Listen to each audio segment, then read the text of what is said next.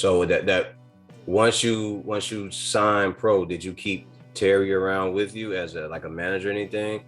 Yeah, so when I first turned pro, Terry was my trainer and my manager, and I was 3-0 with 2 knockouts, and then I had a chance to fight my first undefeated fighter early in my career.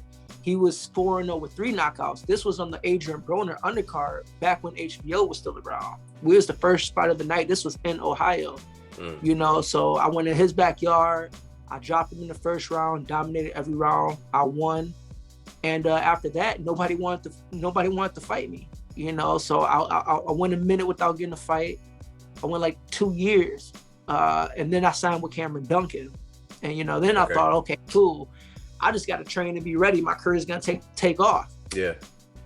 That shit didn't happen. I had a few fights and shit went stagnant. Like I don't know. Because I've been looking at that. That was one of the things. I'm glad you said that. I've been looking at it. Like, what is with the stagnant part of your career? Like it'll be like you will have a few fights straight, and then it's like, all right, no. And I wanted to ask you, is it injury, or is it just because nobody wants to fight you? Well, I think it's a combination of things. It's always been hard for me to get fights. Well, I watched you, bro. So I see. I get it. I mean, but like, I've never had anybody with money behind me. Ain't nobody paid for my fights. I ain't never fought in Mexico or nothing like that. I just feel like I never had an opportunity to fail. We tried fighting undefeated fighters. We tried fighting guys with 50-50 records. We even tried to fight bums just to get in there and, kind of keep it going. And it wasn't happening. I honestly just believe that Cameron didn't believe in me. He believed in me enough to sign me, but he didn't believe in me enough to move me, because there's this kid named Ed Brown, rest in peace. He was from Chicago. Great fighter. We'd actually sparred a few times, and he ended up signing with Cameron. This nigga was fighting like every weekend.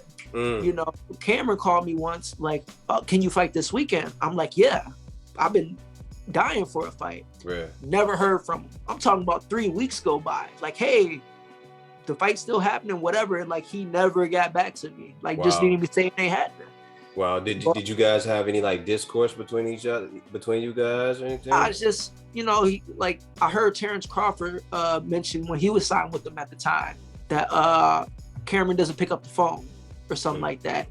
And I'm like, yo, this shit's fucking relatable. Like, I don't want to talk bad about nobody, but like, I lived through this shit, like, I'm talking about, you want to talk about depressed, everybody around you that you're in the gym with, training with, sparring with, they're getting fights. Yeah. And you're ready to fight, you're grinding, but you're just stuck. Like, It's just not happening. Ra'eese, I was wondering, I'm like, man, because I was looking at the fights and I was like, he goes like, he'll have 2 or 3 fights and then it's a drop off. It's a 2 fights and it's a drop off. Another 2 fights and then he just drops off. Yeah, honestly, that's why I still consider myself a young fighter. I've missed out on like 4.5 years of fighting. Like, I've stayed in the gym. It wasn't injuries. It first happened early in my career. It secondly happened after I signed with Cameron, had a few fights, boom. And then that's when I decided to stop listening to managers, trainers, promoters, and take my life into my own hands, my life and my career. That's when I made a plan. I moved to Vegas. I was training myself for 1.5 years, and then I had an opportunity to fight a undefeated fighter. He was 8-0 with 8 knockouts, and this is coming off a 2.5 year lockup, layoff, and me training myself. I jumped on that opportunity, dropped him in the first round, dominated every round, almost stopped him in the last round. But if I had 10 more seconds, I'm stopping the dude. But I won, and that started the domino effect. And that's why I moved the way that I moved, because it's like, fuck that. I got me here. I didn't, if I was listening to everybody else, I'd still be in Michigan, working at a grocery store, grinding, trying to make this shit happen. And it's just. It wasn't going to work for you doing it like that, huh? Exactly. Your style